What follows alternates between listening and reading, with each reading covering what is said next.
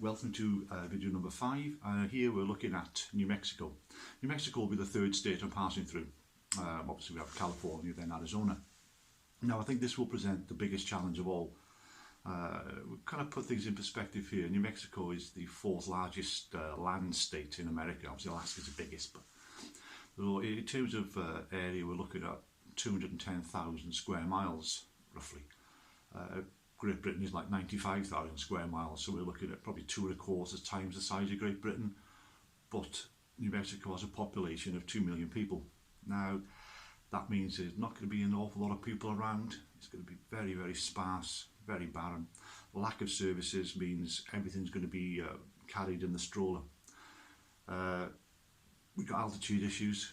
We're looking at crossing what's called the Continental Divide, that being sort of where all the rivers to the western side of the divide run down to the Pacific. All the rivers on the eastern side drop down to the Atlantic, so we're looking at some height there.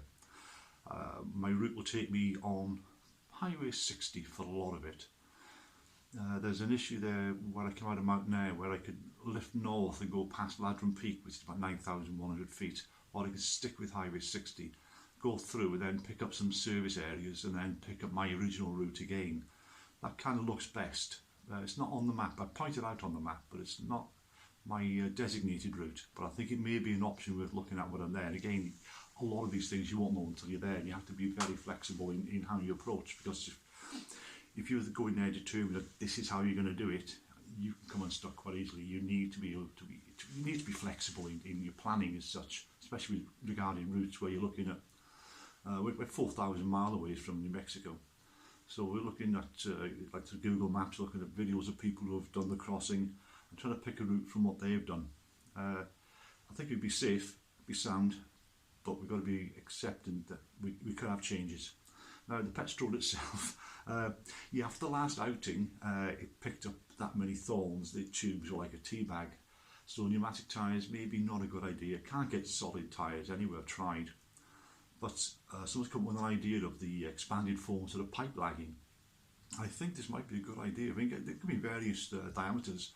So if we get one that will fit snugly inside the tyre and pry the tyre back onto the rim, I think we're okay there, because obviously completely puncture proof. Very, very durable, hard wearing. I mean, I'm not a mountain biker. I'm not dropping off rocks onto rocks with these things. I'm not going to be whizzing through at 20 miles per hour. I'm not going to be doing donuts in the Pet Stroller. I mean, weight-wise, I'm not an 80 kilogram cyclist. I'm pushing the weight for around about 25 kilos, possibly a little bit more with full water weight. So walking at 3.5 miles an hour, maybe 3 miles per hour better.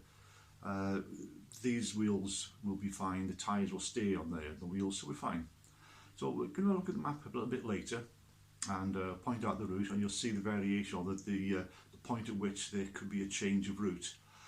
Mileage wise, looking at it, there won't be an awful lot of difference one way or the other, so it's not going to affect the overall time. It myself 22 days to go across New Mexico, and I think that's ample.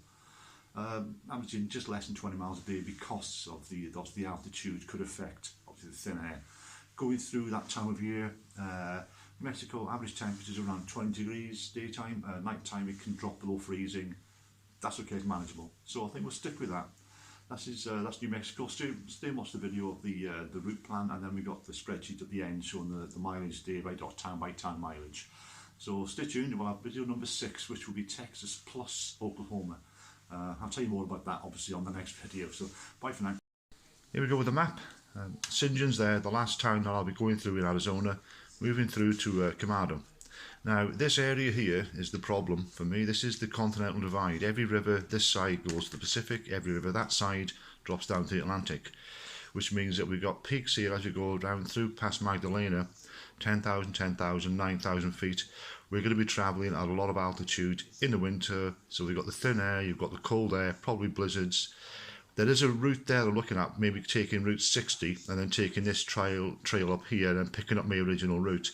But in all honesty, you've got peaks there at 9,000, 10,000 feet all around that area. The whole place is altitude. So that's the first half of New Mexico done.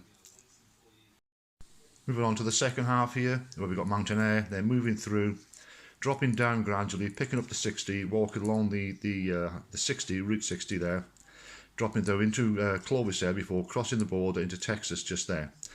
Now, obviously, with the altitude, and certainly in the middle part of New Mexico, that's why I've accounted for so many days, giving myself extra days because the mileage with the temperatures and the altitude are going to be greatly reduced. So that is New Mexico, that is state number 3. Okay, here we go with the spreadsheet. St. John's to Camado, I've given myself 3 days. It'd be 1 day, 1 day. That there's 2 days, 1 day. 3 days there for the 70 miles, I think. Then we've got 1 day there, 2 days there, 4 days there, 2 days there, and then Melrose into Clovis, I give myself a day there. So the total of 22 days there to get from St. John's in Arizona through New Mexico, the 3rd state done. After New Mexico, of course, we pop into Texas. So it's 408 miles, give myself 22 days, and that will take care of New Mexico.